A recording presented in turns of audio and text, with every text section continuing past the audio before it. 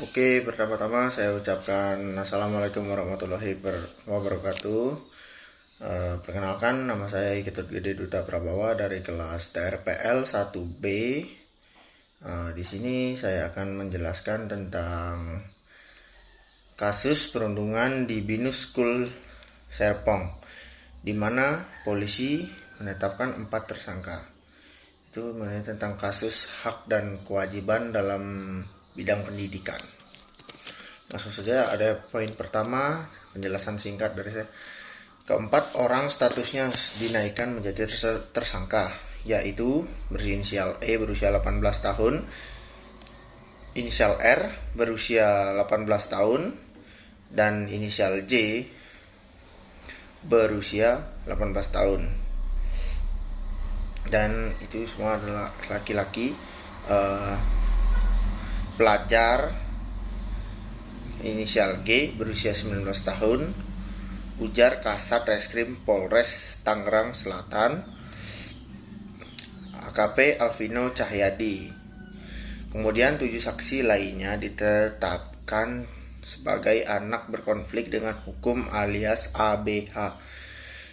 7 orang anak saksi ditetapkan sebagai anak yang berkonflik dengan hukum diduga melakukan tindak pidana kekerasan terhadap anak di bawah umur atau pengeroyokan terang Kasat Reskrim Polres Tangerang Selatan. Sementara itu terdapat 1 orang yang tetap menjadi saksi. 1 orang anak saksi diduga melakukan tindak pidana kekerasan terhadap anak di bawah umur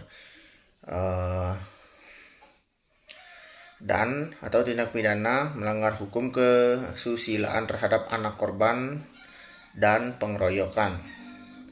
Tutupnya, jika dilihat dari inisial tersangka, anak artis VR tidak termasuk di mana anak artis VR berinisial FLR dan masih berusia 17 tahun seperti diberitakan sebelumnya. Kasus pembulian di Binus School Serpong menyeret nama anak artis VR. Putra VR diduga terlibat ikut dalam pembulian yang dijadikan syarat untuk masuk dalam geng. Sebelum kasus bullying, anak Vincent Rompies sudah diterima kuliah. Namun apes, kini Legolas diminta mundur dari sekolah karena kasus bullying. Vincent Rompies kecewa lantaran status pendidikan anaknya kini terancam akibat kasus bullying. Padahal Legolas kini duduk di bangku SMA kelas 3, yaitu sebenarnya dia sudah diterima di kuliah di salah satu universitas. Kini anak Vincent Rompies masih belum kembali sekolah akibat ada tekanan dari pihak sekolah. Keadaan itu tentu membuat Vincent Rompies kecewa. Selain itu, kuasa pihak hukum pun mengkhawatirkan pendidikan anak Vincent Rompies dalam waktu dekat yang seharusnya mengikuti ujian akhir sekolah. Dan ada poin yang kedua, peran pemerintah dan warga negara.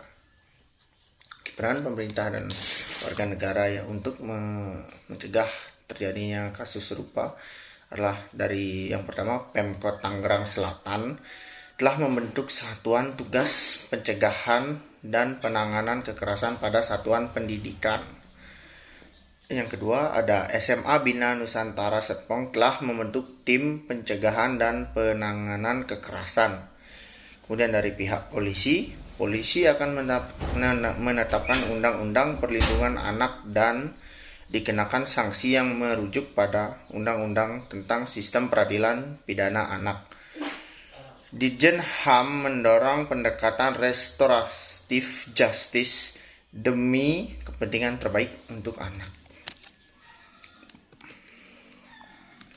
Kemudian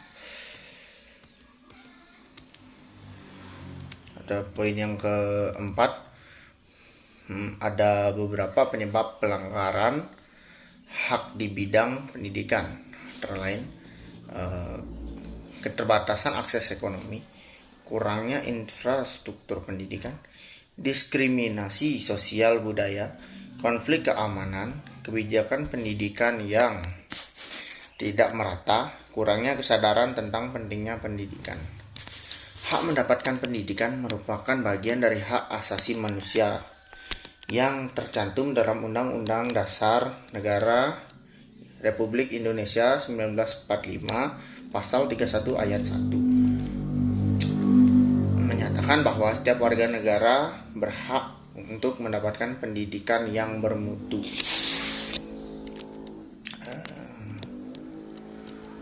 Kemudian saran dari saya untuk agar tidak terjadi kasus yang serupa, mungkin orang tua harus lebih memantau anaknya gitu. Contohnya seperti mengajarkan pola pikir yang baik, mengajarkan anak-anak untuk melakukan kegiatan positif, menyadarkan anak-anak bahwa mereka tidak sendirian, memantau media sosial dari anak, dan membangun komunikasi efektif.